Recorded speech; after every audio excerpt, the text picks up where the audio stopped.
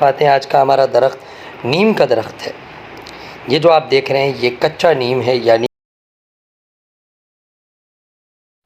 نحمدہ ونصلی ونسلم علی رسولہ الکریم، اما بعد فاعوذ باللہ من الشیطان الرجیم، بسم اللہ الرحمن الرحیم۔ ہربلسٹ کی جانب سے ڈاکٹر فہیم ہربلسٹ آپ کو خوش آمدید کہتے ہیں۔ السلام علیکم ورحمۃ اللہ وبرکاتہ۔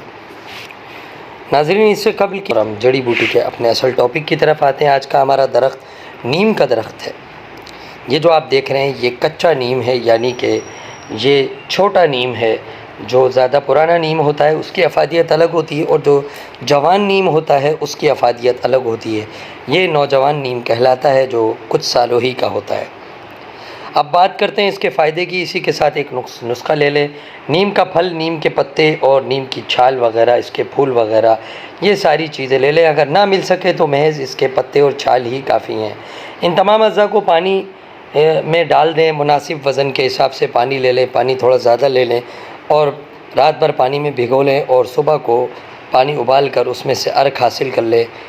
اور اس عرق کو یہ ضروری سمجھوں گا کہ ڈاکٹر فہیم ہربلسٹ کی طبی خدمات سے آپ کو آگاہ کروں۔ آپ سوراب گوٹ JDC آفس کے سامنے ہربل ہلز کلینک کرتے ہیں۔ دبئی، کویت، جدہ میں بھی کلینک کرتے ہیں۔ اس کے علاوہ آپ مارننگ شو کرتے ہیں K21 اور GTV پر۔ آرٹیفیشل انٹیلیجنس کے ذریعے ساری دنیا میں ادویات کی ترسیل کی جاتی ہے۔ ادویہ سازی کے لیے خاص طور سے آرگینک جڑی بوٹیوں ہی کا استعمال کیا جاتا ہے۔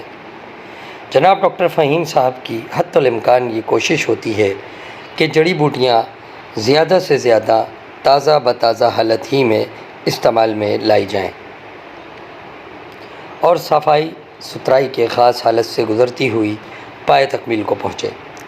جناب ڈاکٹر فہیم ہربلسٹ ادویہ سازی کا کام اپنے فارما میں خاص الخاص اطباء اور ماہر حکیم ڈاکٹرز یونانی کی نگرانی میں اور سب سے بڑھ کر اپنی موجودگی میں تمام مراحل بخوبی انجام دیتے ہیں۔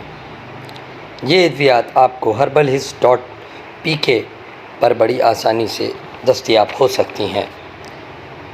آپ کے پاس موجود شوگر اور اس کے علاوہ بہت سے خاص پیچیدہ امراض کا بہترین یونانی ادویاتی حل موجود ہے، اور آپ شوگر کے خاص معالجوں میں شمار کیے جاتے ہیں جن کی کوئی مثال نہیں۔